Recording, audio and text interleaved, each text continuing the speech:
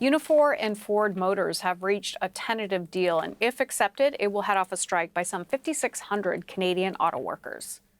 We have reached a tentative agreement with Ford Motor Company that has been unanimously and proudly endorsed by our entire Master Bargaining Committee. We're very proud of the work that they've done over these many, many weeks, and now we will take it to our members with that endorsement. The tentative agreement was reached late last night, and Unifor says it could form the template for bargaining with General Motors and Stellantis. For more on this, let's go to our business reporter, Scott Peterson.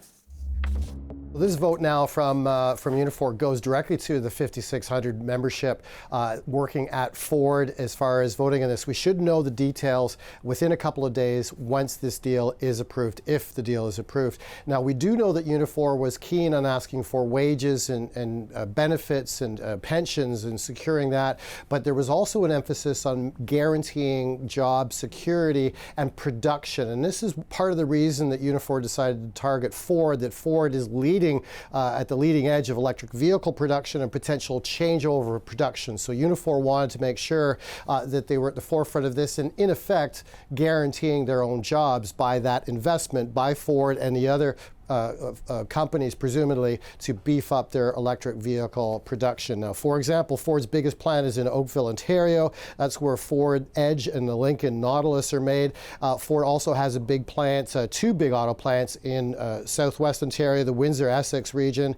And here's Lana Payne. She's the Unifor president negotiating, in this instance with Ford, on details of this deal.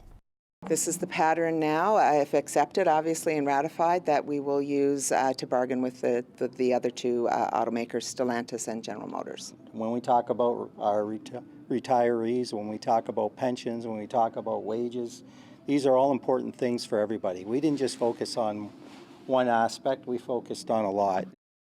This tentative deal now, it's a template so this agreement, or tentative agreement anyways, with Ford now will be used with General Motors and Stellantis talks using this as a template. Now, going forward and starting these negotiations, Lana Payne, again the Unifor president, was optimistic that the unions were going to get some good deals this time around. They've argued that their membership hadn't been fully cost in as far as their wages and benefits going in, that the big three automakers were making big and recovered profits since the pandemic. So here's Lana Payne again as far as what this means as far as the strength of the unions going forward as well.